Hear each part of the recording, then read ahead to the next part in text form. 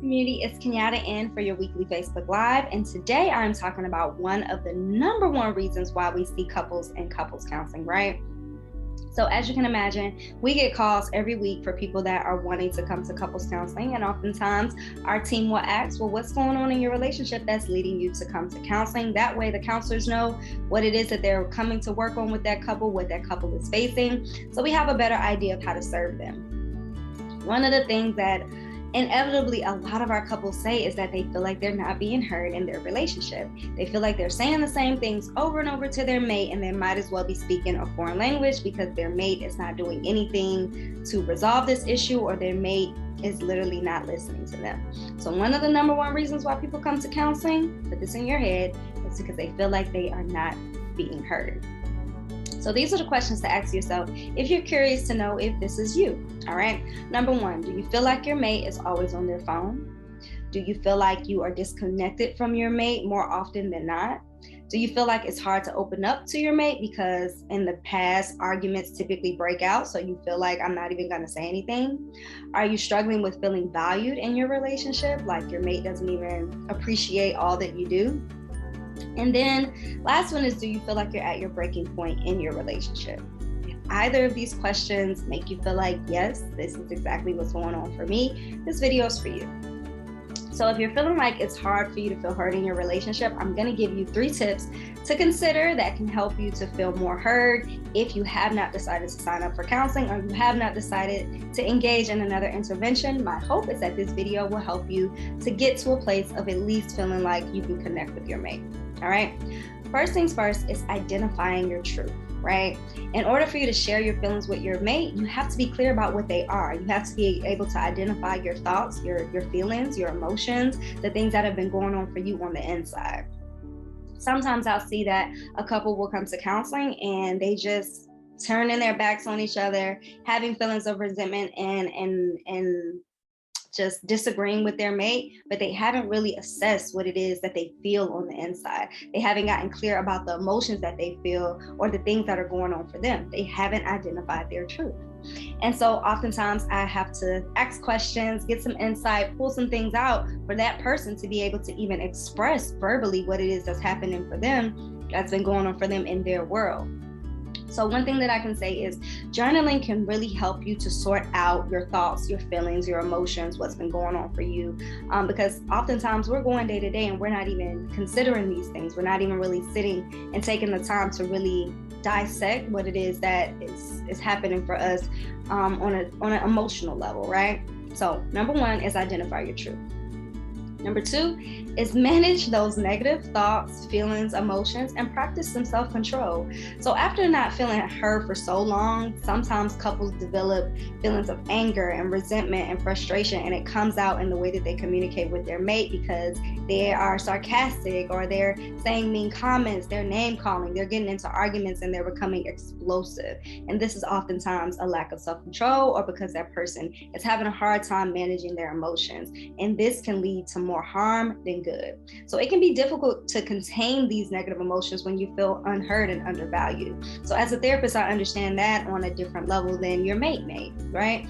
So if someone is acting out in counseling, arguing with their mate, fussing and fighting, I can kind of understand how it is that it's gotten to a place of them being frustrated, right? They've gotten to a place where they're backed into a corner and they feel they have no place to go but to explode.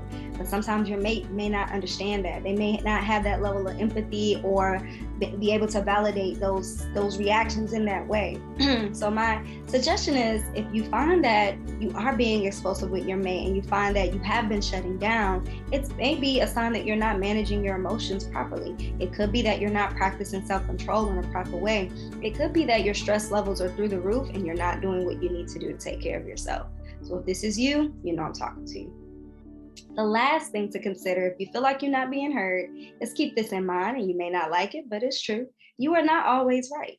Sometimes couples come into counseling feeling like they are coming to bring their mate to counseling. They're so preoccupied with being right about the situation that they really have a hard time seeing the other person's perspective. And this is so detrimental in a relationship. Sometimes I feel like I'm in the middle of a boxing match trying to help people to see the other person's point of view, because they are so married to their own ideas, their own way that, oh, this has to be right. So in a relationship, you have to make room for that other person to be right.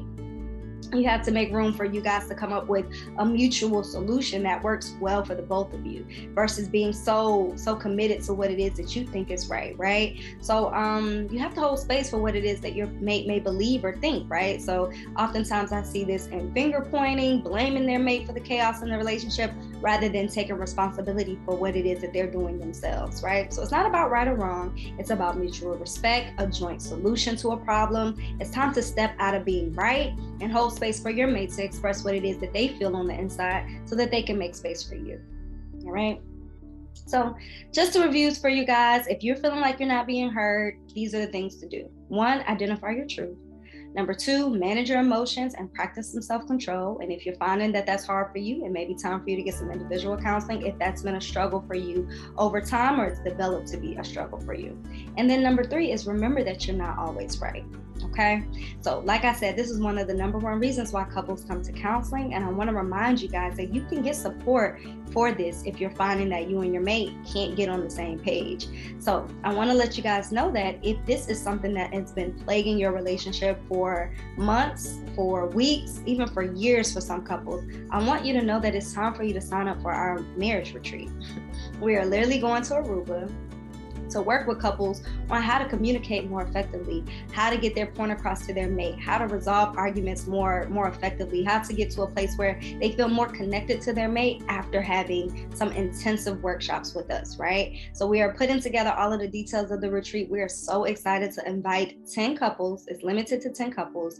And so if you're thinking of coming to this retreat, it's time for you to go ahead and secure your spot, because they will run out, right? 10 is not a lot when you think about the fact that we have over 60,000 people in this Facebook group, and we have even more people on our email list, right? So keep that in mind as you are moving forward in your relationship. If you've considered going to counseling, congratulations. If you're in counseling, let me know in the comments how it's going.